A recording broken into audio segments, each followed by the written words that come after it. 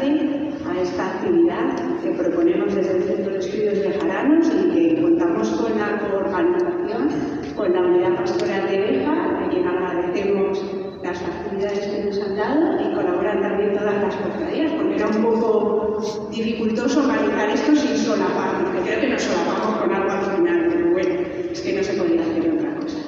Este es nuestro granito de arena a la Semana Santa Bejarana desde el punto de vista cultural, y yo creo que lo hacemos con una conferencia que para nosotros, y yo creo que para el interés general, tiene mucho, yo creo que aportamos bastante, porque el rastreo de la documentación con respecto a las tallas que tenemos en Beja es muy dificultoso. Para alguien que no sepa mucho cómo es la investigación histórica, yo he escuchado cosas como que los historiadores lo que hacemos es copiar y pegar. Encontramos un documento, lo copiamos, lo pegamos, ya tenemos el artículo hecho, pero no tiene nada que ver con eso, es mucho más difícil, porque se necesita rastrear, bucear en archivos, a veces sin brújula, sin saber muy bien lo que vamos a encontrar, a veces encontramos lo que no buscamos, no encontramos al revés, ¿no? Te tocas con cosas que guardas y dices, bueno, ya lo utilizaré en otro momento, y a lo mejor estás buscando algo con muchísimas ganas y nunca das con ello. Entonces, en el caso de Juan Félix, podemos decir que en esto es un maestro. Bueno, tengo aquí a Óscar, que también es tremendo en esta cuestión, y es muy difícil, pero yo creo que Juan Félix, después de, a lo mejor es suerte también, ¿no? Sí. Después de estar mucho tiempo, ha tenido la gran suerte de encontrar el autor del Cristo de la Paz, que por cierto, sabíamos el nombre un poco más, sabíamos que estaba en un principio colocado ahí por una foto antigua. De hecho, en ese retablo se ve una silueta, ¿no?, de un crucifijo, pero también para el que estaba hecho ese retablo tampoco era el Cristo del Amparo, era otro Cristo anterior, que era el Cristo del Socorro, que lo paga Bartolomé López de Dávila, que es el canónigo que tenemos ahí encerrado. Y luego, si Cristo del Socorro, pues probablemente la gran independencia. Pienso yo que esto es una hipótesis, debió de destruirse, los franceses debieron de destruirle, y no tenemos nada más, no sabemos cómo era. El caso es que con una foto antigua sabemos que el Cristo del Amparo estaba ahí colocado, y poco más. Yo siempre lo he visto desde pequeñita ahí. En un momento dado, mi compañero del Centro de Estudios Bejaranos, Roberto Domínguez Blanca y yo, lo estuvimos estudiando junto a muchas otras piezas, y por la policromía deducimos que era de 20, un poco así por encima, porque no sabíamos nada, pero claro, la policromía nos ha inducido a pensar en algo erróneo. Pero Juan Félix, como digo, ha tenido la gran suerte de toparse con todo, dotación, autor, y es una suerte tremenda, porque hay otras tallas de las cuales no sabemos todavía el autor. Sin ir más lejos, la Piedad, el Nazareno, habrá que ponerse. Bueno, ya nos hemos puesto, pero es que no hay manera. Bueno, eso lo puede decir Juan Félix, que lleva años en seguir. Bueno, yo ya no hablo más. Yo ya os dejo con Juan Félix, que yo ya me enredo demasiado. Adelante.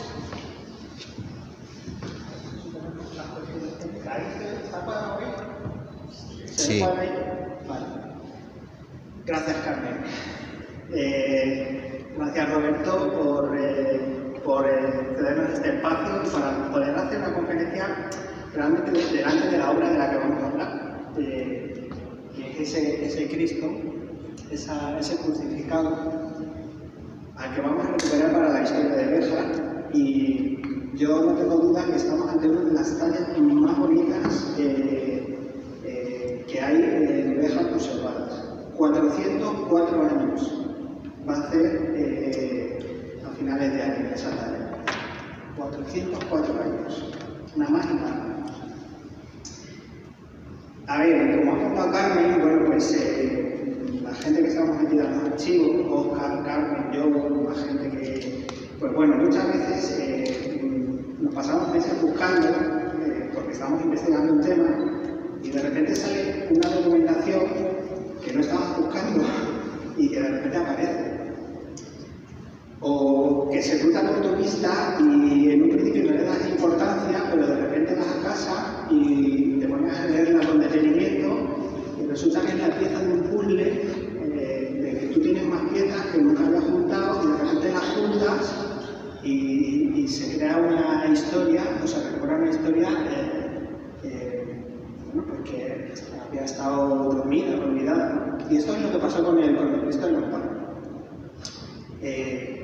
La escritura hace ya bastantes meses que la encontré, incluso más de un año, pero no le había dado contexto.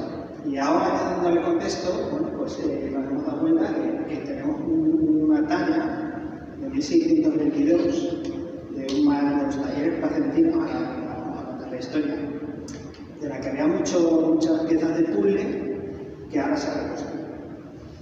Nada, 404 años. Es verdad que es un Cristo que está, bueno, al final de la conferencia lo diré, que se merece un estudio técnico, porque posiblemente esté demasiado limpio y esté repintado, y haya que hacer una recuperación de policromía, etc. Bueno, y nada, pues nos ponemos en marcha. Estamos ante el Santísimo Cristo del Amparo. Realmente en la historia el Cristo, la vocación se conocía. De hecho, en 1949 Juan Muñoz, que es una generación de personas que habían nacido a finales del siglo XIX y que por tradición oral de sus padres y de sus abuelos, que pertenecen al siglo XIX, sabían que este era el Cristo del Amparo, pero nada más. O sea, lo sabían porque somos generaciones del siglo XIX, y Juan Muñoz en 1949 lo lleva a viajar en Madrid. Él estaba investigando, se había topado con una documentación del siglo XVIII de Clara Barranco, de unas indulgencias, etc. Y él sabía, porque lo dice en el artículo, por tradición, que este era el Cristo del Amparo. Pero ahí quedó, lo publica en 1949, lo recupera un poquito para la historia de Béjar, pero en las siguientes generaciones, para nosotros esto que tener el olvido. Muere esa generación de historiadores de principios del siglo y vuelve a enterrarse esta vocación. Él, no estaba estudiando la talla en sí, había consultado documentación económica y lo lleva a dejar en Madrid aportada, el Cristo del Amparo. Así que tampoco es una novedad el conocimiento de la vocación y de esta talla, ¿no? Bien, voy a contextualizar primero para que entendamos bien de dónde viene este Cristo, cómo se hizo este Cristo, este crucificado, y bueno, pues entender por qué está salvo. Recurro a la archiconocida Vista de Béjar, de Ventura Lirios, que es la foto de nuestra villa en 1726-27, simplemente para también es archisabido, ¿no? En Béjar había 3 conventos, 2 de origen medieval y 1 de origen moderno. Los de origen medieval, San Francisco, y el convento de la Anunciación, las Isabeles, o el convento de arriba, de terciarias franciscanas. Y de origen moderno teníamos el de la Piedad, o el convento de abajo, de dominicas. Os los voy a situar un poquito en el mapa, en el cuadro. Ahí tenéis el convento de San Francisco, aunque vamos a hablar mucho de conventos, Vamos a hablar bastante de conventos, y ahora entenderéis todo el contexto. El convento de San Francisco, ahí se ve el claustro, se ve la antigua iglesia que se quemó en 1751 y se construyó una nueva. Esta es toda la alameda con los calvarios. Este calvario actualmente está en los rodeos. Subiendo a los rodeos están todas las cruces de este calvario. Aunque la pieza principal se llevó en el siglo XIX al cementerio. Bueno, ¿qué conservamos hoy? El claustro. Tampoco me voy a meter mucho en ese argumento. Convento de la Piedad. Ahí lo tenéis, el cuadro, con la portada, que también se desmonta en el siglo XIX. Vale, y el que más nos interesa, por la historia de Cristo. El convento de la Anunciación, el convento de las Isabeles, o el convento de arriba, el actual casi obrero. Origen medieval, convento femenino, se ve perfectamente la iglesia, con la cabecera, se ve, esta sería actualmente la calleja de San Nicolás. Se bajaba San Nicolás, se ven las huertas, se ve la portada principal. ¿Qué se ve aquí? Esta estructura la tenemos enfrente de esta iglesia. la capilla de la Veracruz. Lo que pasa es que ahora mismo está entre casas y solo vemos esta fachada, pero está aquí enfrente. Ahí enfrente está el Calvario que se ve perfectamente en el libro, que es un edificio exento, para que nos situemos bien. Está en la Torre de San Juan, y bueno, pues todo el predio del Casino Obrero, el Casino Obrero. Este convento es bastante desconocido, de los tres conventos prácticamente es el más desconocido. En 2024 han publicado un artículo en la revista del Centro de Estudios bastante más de corte histórico, económico y de la vida del convento. O sea, no habla mucho de la estructura del convento porque no es muy conocido. Bien, os les voy a situar en el Béjar del siglo XIX, este es el plano de Coello del 67, también archiconocido. Y nos vamos a fijar en ese detalle que lo he traído en grande. Pórtico de San Nicolás, convento de monjas isabelias, hoy fábricas. Vamos a hablar de la desamortización, como los conventos son comprados por la burguesía industrial bejarana y casi los tres prácticamente, bueno, menos San Francisco, la Piedad y la Anunciación se dedicaron a la actividad textil. Este es el predio, o el detalle urbanístico. Y os he traído una descripción del convento porque es muy, se conoce, o sea, el convento físicamente se conoce bastante poco. Esta es la descripción de su tasación por la Junta de Enajenación del Convento en 1838.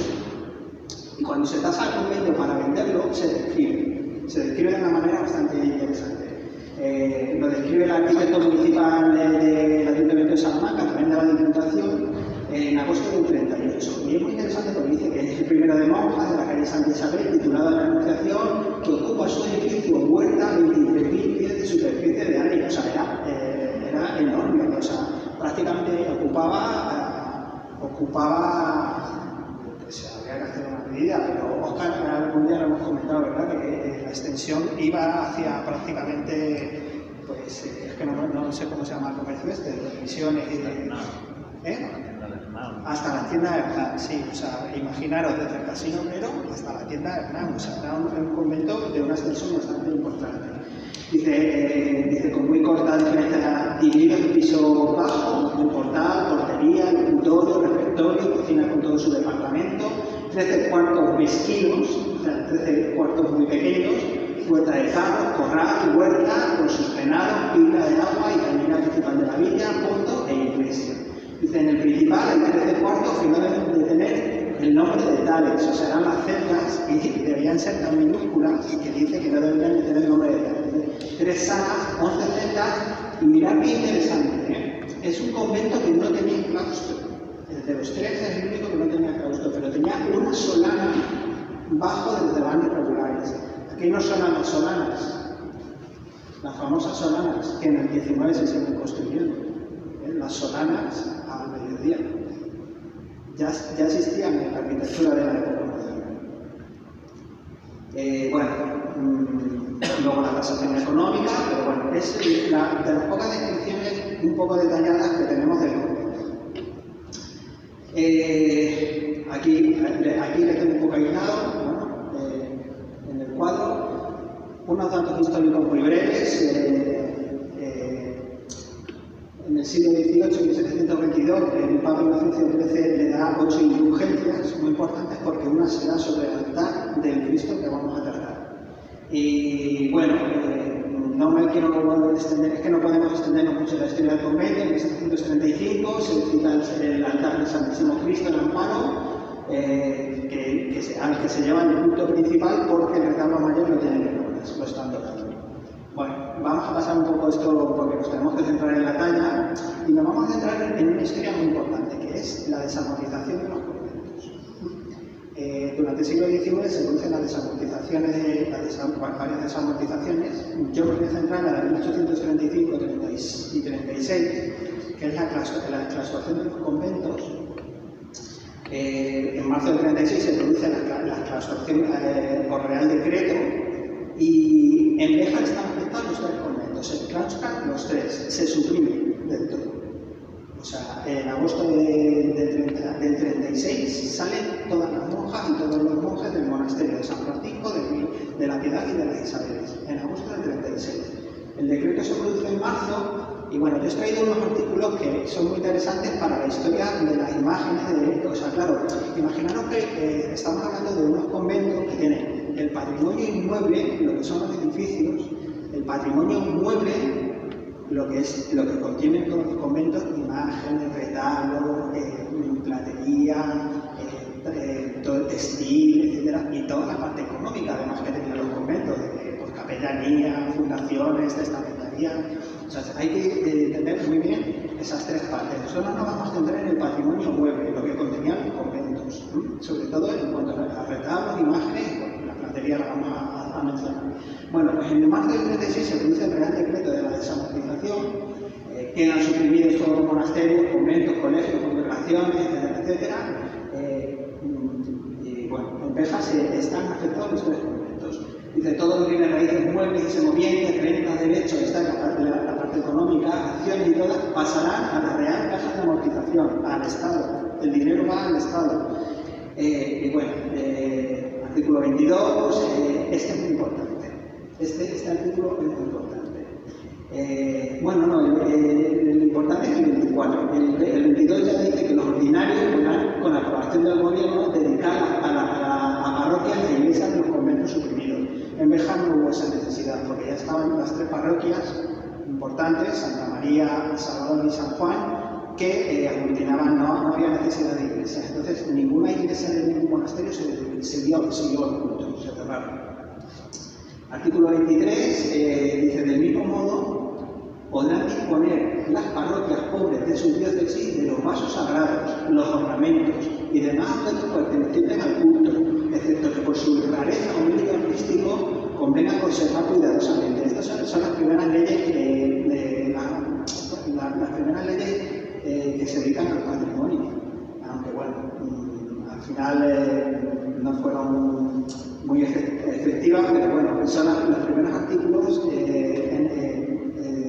textos legales en España que intentan proteger el patrimonio religioso de la desamortización.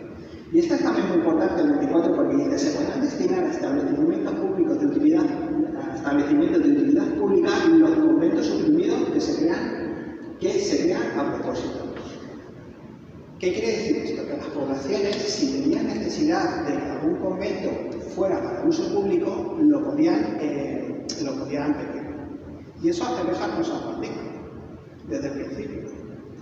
Se escribe en el 36 ya y se dice, por favor, cedernos al ayuntamiento el convento de San Francisco para hospital. Pero ¿qué pasa? Que aquí entra en juego los intereses económicos. Los conventos eran un patrimonio inmueble riquísimo y entra en juego la burguesía industrial, los intereses de la burguesía industrial. Y a través de testaferros, los tres conventos terminan en manos de familias de la burguesía industrial. No vamos a meter mucho en esto, pero fijaros, en el 36 ya pide el Ayuntamiento de Béjar que le cedan el convento y lo está luchando hasta el año 72, 1872, que no se lo ceden, lo tiene que comprar. Por eso actualmente el convento de San Francisco es propiedad pública. Pero del 36 al 72, los ayuntamientos constitucionales liberales de la villa están intentando hacer valer este artículo con el convento de San Francisco. Incluso presentan recursos en Madrid diciendo cedernos el convento, cedernos el convento. Al final, con el convento de San Francisco, a través del testaferro, la propiedad y la organización pasan a manos privadas. Hasta el año 72. Por eso hoy en día tenemos el convento de San Francisco. Bueno, artículo 25, asimismo se aplicarán los archivos, los cuadros, los libros y demás objetos pertenecientes a los institutos de ciencias y las artes. Vamos a pasar un poquito por encima de los textos legales. Mirad, la desamortización generó un volumen de documentación interesantísima y muy desperdigada. Hay documentación en Salamanca, hay documentación en Plasencia y hay documentación en Madrid por el tema del Estado. Yo en Madrid encontré 9 cuestionarios muy interesantes que hace la Junta de Enajenación de Edificios y Conventos Suprimidos en abril del 37, que es un cuestionario, son 9 preguntas que se mandan a todas las poblaciones para que describan el estado de los conventos que se suprimen. Pues bueno, están los de la provincia de Salamanca y se detallan en estos cuestionarios los conventos riojanos. Se conservan en Madrid, en el Museo Histórico Nacional, y os he traído dos cuestionarios, el 6 y el 9, que son los más interesantes por la información que contienen en nuestros conventos. Son de abril del 37 y bueno, cada uno está numerado y se dedica a una parte de lo que hay en los conventos. Por ejemplo, aquí se describe perfectamente las alhajas, toda la platería de los conventos, las campanas, Carmen, las campanas que por Real Decreto también se desmontan, lo que pesaban en arrobas, donde estaban 5 campanas grandes y 2 campanas grandes y 5 pequeñas de San Francisco, etc. Bueno, una información riquísima para conocer el interior de los conventos. La ficha 9 también es interesante, bueno, platería, muebles, otras campanas, tasaciones económicas. Bueno, nos dan una foto de los conventos que hasta ahora no teníamos muy claro de cómo era. Estas 9 fichas no describen la imaginería ni los retablos. Se centran prácticamente en lo que más les interesaba, que era la platería, las campanas que funden, los muebles, la tasación de los muebles, pero curiosamente dejaban de lado un poco el patrimonio artístico, el patrimonio de imágenes, la metalística, y no lo describen. Pero sí que hay documentación que yo he podido encontrar también en todo el Ministerio de Hacienda de Madrid, que son descripciones que se mandan de las tallas que hay en cada convento. Están fechadas en junio del 39 porque es cuando se distribuyen. Y bueno, no nos podemos centrar muchísimo, fijaros toda la imaginería que hay, dónde va, dónde procede, dónde va, y he señalado en rojo, bueno, pues el San Antonio, un San Francisco de la Cofradía de las Ánimas, la Dolorosa, el Nazareno y el Santísimo Cristo de San Pablo, que estaba en el convento de la Anunciación y va a la Capilla de los Aguilares. La Capilla de los Aguilares, aquí atrás. Bueno, la iglesia de San Juan. Más descripciones, en junio del 39, muchas de estas imágenes las tenemos que rastrear todavía. Antes hablábamos Carmen y yo, muchas imágenes, Roberto, que tenéis en los coros guardadas, o que no se sabe de dónde vienen, o que están distribuidas por las iglesias. De repente, de poner los ojos encima, las contrastas con la documentación y te das cuenta de dónde proceden, de dónde van, de dónde vienen, y es muy interesante.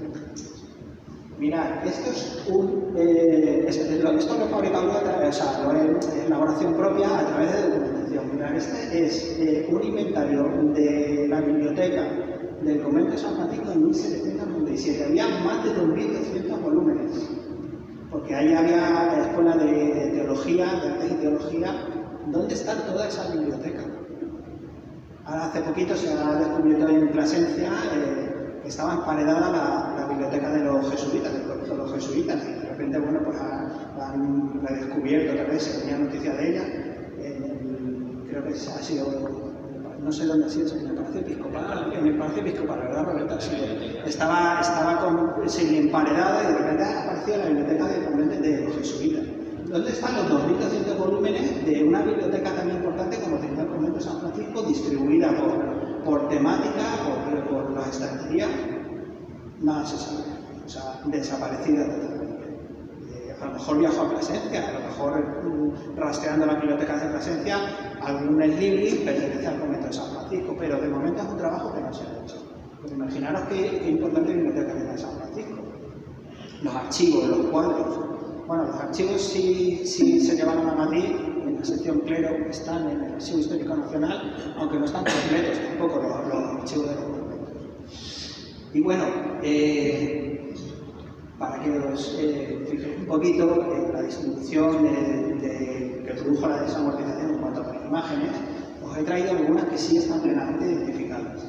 Mirad, este es el retablo mayor del convento de la Piedad, que actualmente está en la ermita del Humilladero de Candelario. Un retablo que era una máquina inmensamente grande, que se construye entre 1728 y 1729 por el salmantino Pedro Gamboa, y las esculturas se traen de Madrid, están hechas por José Albán, un discípulo de Villaverde y Rom.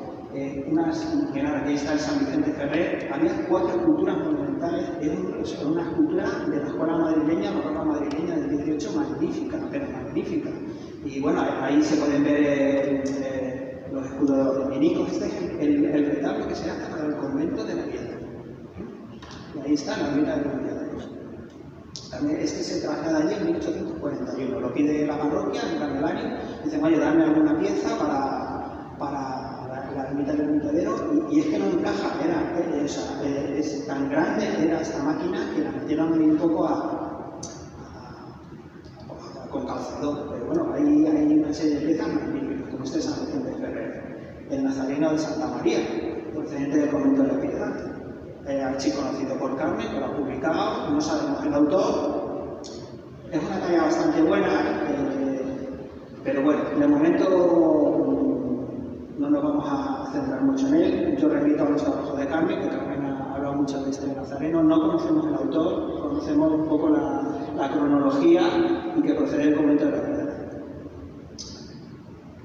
Archiconocida Angustias. Escultura que hayamos perseguido más los historiadores. La tenemos cronológicamente muy bien datada. Os cuento porque procede del convento de San Francisco y se deposita en Santa María en 1839. El convento de San Francisco, la iglesia, se quema en el verano de 1751. Esto es muy importante porque la iglesia se reconstruye y claro, se había quemado prácticamente todo el patrimonio inmueble. Entonces, durante las décadas siguientes, del 60, 70, 80 y 90, 1760 hasta el 90, se encargan muchísimas esculturas para volver a amueblar el convento, la iglesia del convento de San Francisco. Y en este contexto tenemos que entender esta escultura. Esta escultura está datada en torno a 1760, que se sabe que ya estaba en un altar. Y como es un encargo privado, no encontramos, mira que hemos mirado, Carmen, y hemos buceado en archivos, a ver si una talla tan buena la podemos escribir a un autor. Es el trabajo que ahora vais a descubrir con el Cristo del Amparo. Le paso para atrás. Mirad, un San Antonio de Padua del siglo XVIII, procedente del convento de San Francisco, depositado en El Salvador, magnífico, del siglo XVIII. Este desapareció en un incendio de febrero del 36, con otras esculturas, con el retablo mayor del Salvador, de Miguel Martínez, una obra del 18 magnífica también. Y bueno, pues se perdió y conservamos fotografías, estamos a facilitar Carmen, ya se conocían, están por ahí publicadas, pero esta fotografía que es especialmente buena, debe ser de finales del 19 y principios del 20, porque conocemos el fotógrafo, estaba trabajando en torno a esos años, y bueno, era una escultura magnífica, perdida. Y bueno, lo tenemos a oscuras, pero está allí detrás, el San Francisco de San Juan. Hay anotaciones de un San Francisco procedente, de un la talla de San Francisco, procedente del convento de San Francisco, de la Cofradía de las Ánimas, depositada en San Juan. Habría que rastrear bien esta talla, porque en el coro hay alguna talla más que hace pareja con este San Francisco. Pero ahí está, una obra del 18 también magnífica, que está aquí en el coro y detrás. Y bueno, pues que están pendientes de estudio. Bien, y ahora ya me voy a centrar en el Cristo del Amparo, porque es que el Cristo del Amparo de repente es una talla de la que se ha encontrado, de la que he podido encontrar bastante documentación en toda la correspondencia de la desamortización. Por ejemplo, mirad, aquí está la oración de los efectos sacados hasta el 14 de junio del 39 del convento de la Anunciación, en el que está inscrito el Cristo del Amparo. La clausuración se produce de 36, pero de 36 a 39 hay un abandono ahí de 3 años, los conventos quedan cerrados con todas las esculturas y todo el patrimonio doble dentro.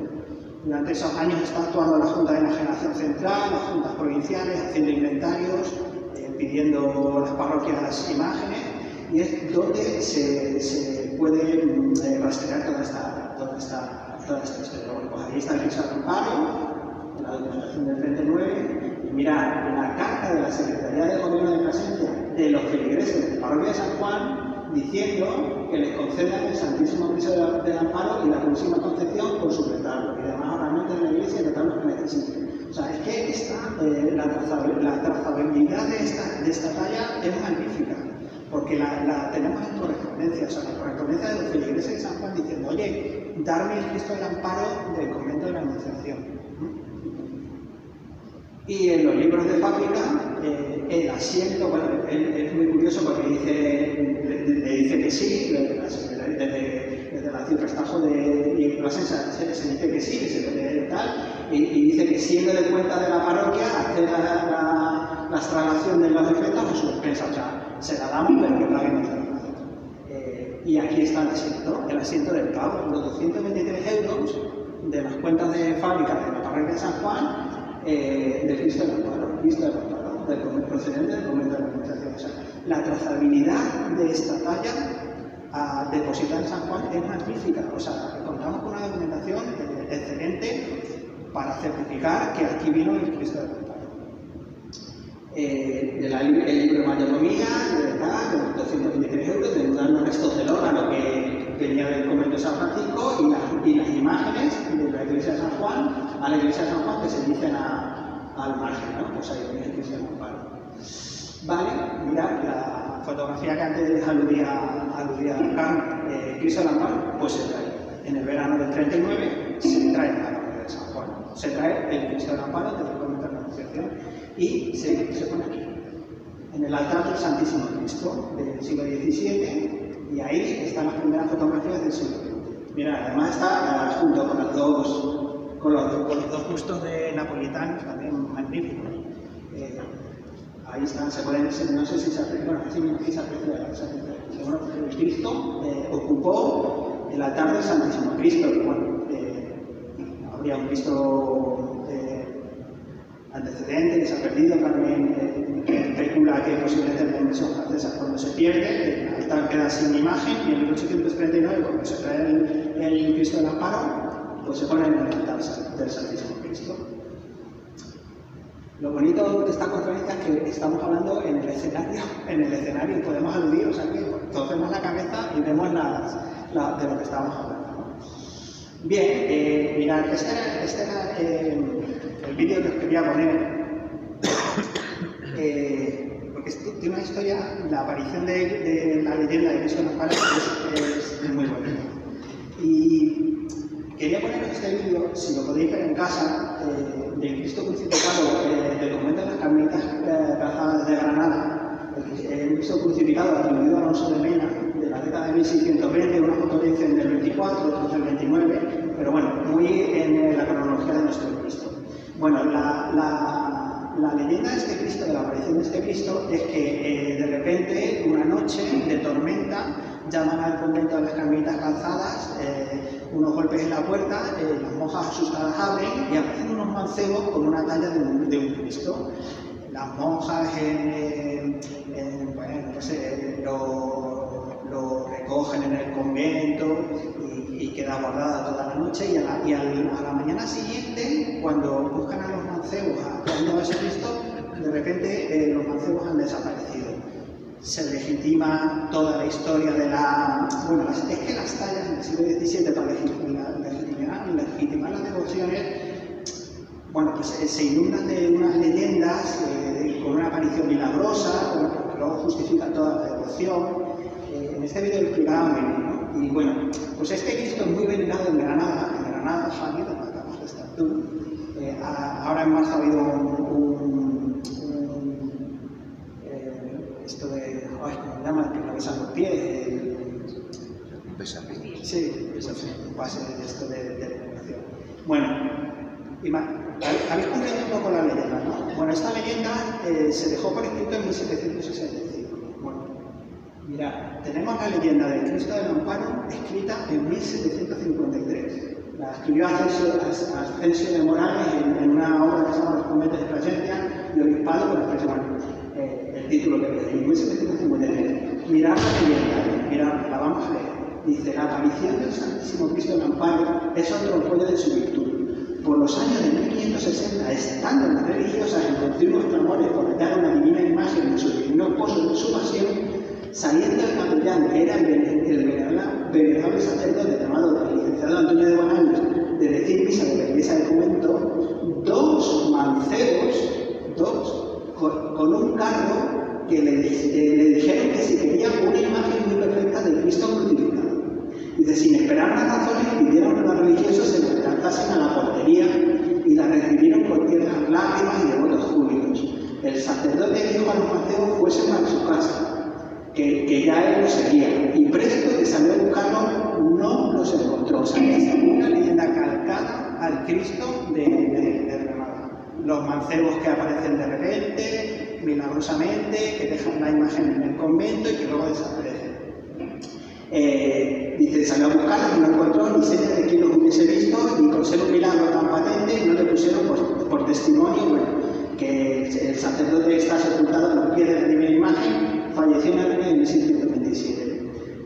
Este tipo de leyendas es muy habituales en toda la imaginería de la Edad Moderna, sobre todo del siglo XVII, para revestir de legitimidad y devoción en la aparición milagrosa de las imágenes posteriormente.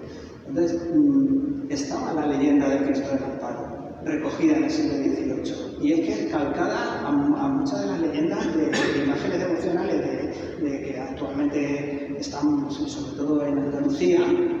Aquí está la leyenda, y ya nos dice el nombre de un promotor, el licenciado Antonio de Bolaños. Curiosísimo.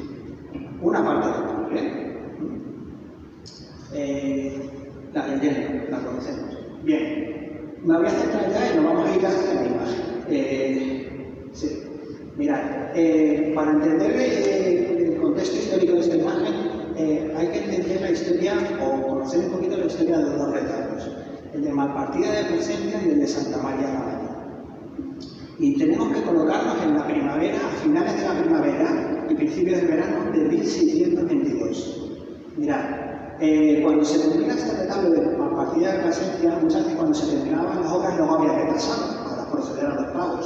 Bueno, pues en junio de 1622 se llama al escultor salmantino Pedro Hernández y al escultor placentino Pedro Sobremonte para pasar las 4 historias del convento del retablo de Malpartida de Plasencia.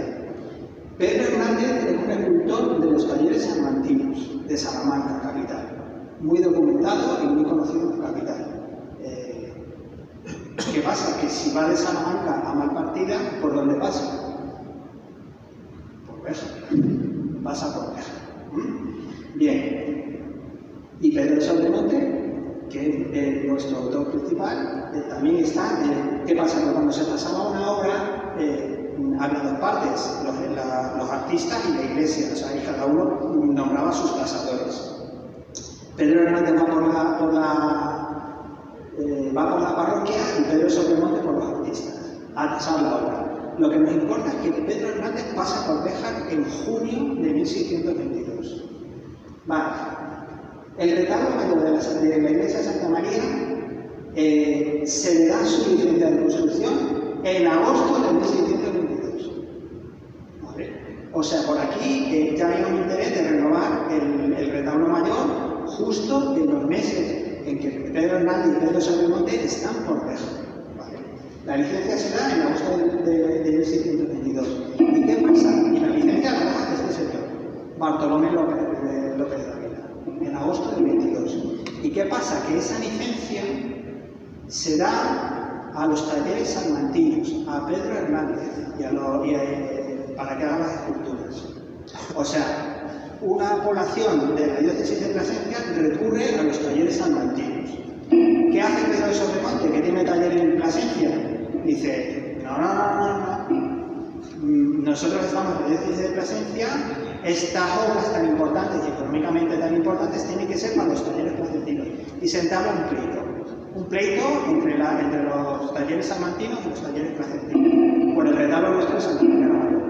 De hecho, debe haber documentación que todavía hemos estado buscando en Plasencia, pero no ha aparecido, porque los pleitos dan muchísima documentación de pruebas periciales, quejas, recursos, bien, al final se le da la razón a los talleres placentinos y se contrata la escultura unos meses después, en noviembre del 23, con Pedro Sobremonte, que luego por otros problemas no llegará a hacer el retablo de Santa María. Lo terminará haciendo Pedro Hernández. O sea, se le da la razón a los talleres placentinos, pero termina siendo de Salamanca. Bueno, yo solo quería que entendáis un poco el contexto histórico de la presencia de estos dos talleres, los salmantinos y los clementinos, en las finales de primavera del 22, de 1622, y el verano, la estancia de Sobremonte en el escultor, ahora vamos a hablar un poquito de él, en Béjar, ¿no? Con motivo del retablo de Santa María. Bueno, pues mirad, y esta es el granito de esta historia.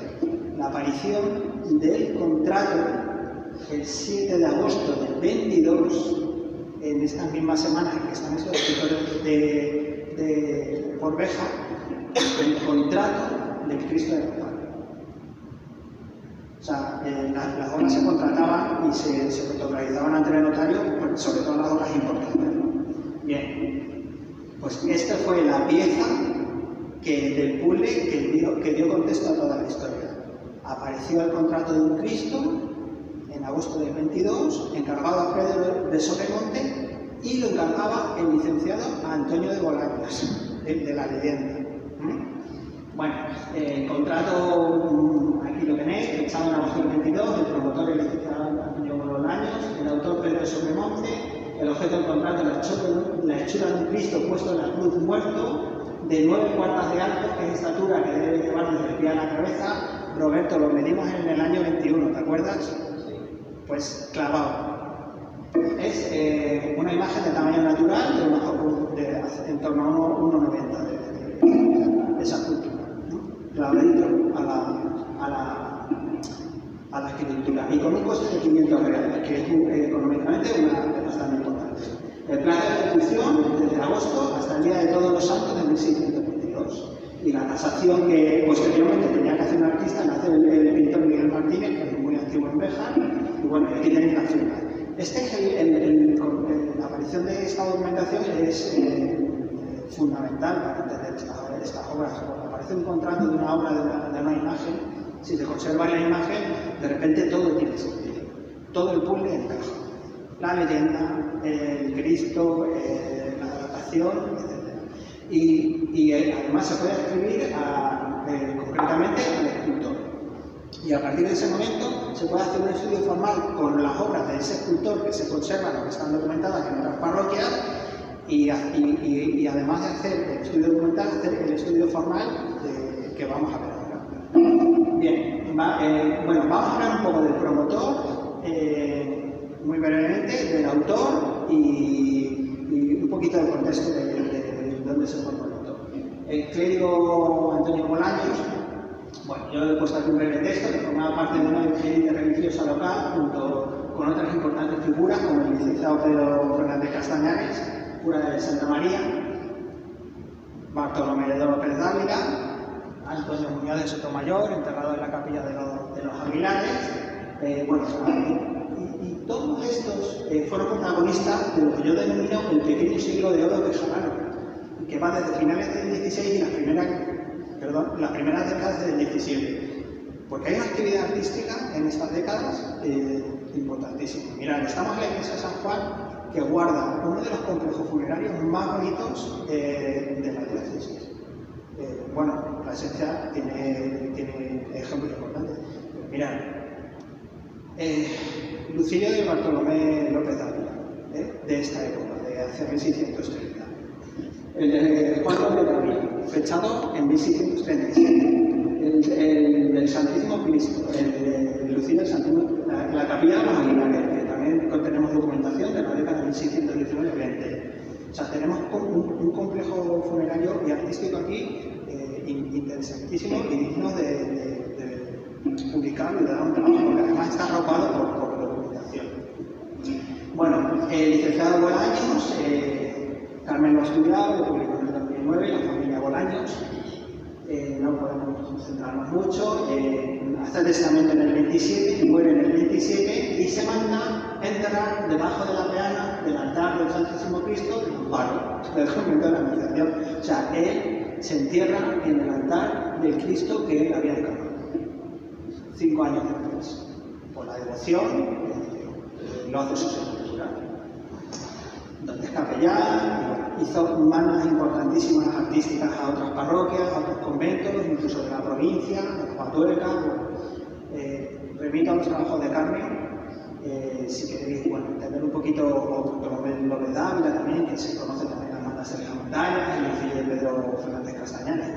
Ahí hay un pequeño siglo de oro, a principios del 17 en Béjar, en el que se gesta muchísimas obras que hoy pasan por nuestros ojos y que están descontextualizadas. Yo he hablado del complejo este funerario, pero en 1591, a partir de 1591, en la primera década del 17, se está construyendo el convento de la Piedad. Patrimonio civil, el ayuntamiento de la década de 1570, Palacio Ducal, con grandes obras, el monasterio de San Francisco, el claustro, que se termina en 1599. O sea, ahí hay unas décadas que van entre la 1570, 1630, 40, que es un pequeño siglo de oro para nosotros. Bien, ahora voy a dedicarme un poquito a hablar de Pedro Sobremonte, el escultor que se documenta en el contrato. Mira, era de origen palentino, él nace en Astudillo en 1589, y la formación, no vamos para que entendáis un poco, hacia los 13, 14 años, que estaba interesado en aprender un oficio, entra en un taller de un maestro, en este caso, una actividad artística, escultor, Pedro Sobremonte acude a los talleres más importantes que están allí en el entorno, Valladolid, lógicamente, la escuela castellana. Bueno, no se sabe exactamente en qué taller se forma, pero hay sospechas bastante fundadas en que se forma con Gregorio Fernández. Gregorio Fernández, estamos hablando de una de las grandes águilas del Renacimiento español, o sea, de la escuela castellana, quizá el autor más importante del siglo XVII, de la cultura del siglo XVII. Luego veremos obras de él. Bien, dato importantísimo. Nace en 1589, pues un niño en torno a 10, 12 años cuando inicia la formación. Fijaros, entre 1601 y 1606, Felipe III traslada a la corte de Madrid a Valladolid. Valladolid es corte cuando nuestro escultor se está formando, cuando está aprendiendo el oficio. Pues fijaros quién está en Valladolid en esos años. El propio Rubens, en 1603, los talleres de Pompeo Leoni, o sea, la escultura de la corte. Pompeo Leoni, que hace las esculturas orantes de los duques de Lerma y también hace la de Carlos V y Isabel de Portugal en el Escorial y de Felipe II. Fijaros en qué entorno Pedro Sobremonte se está formando.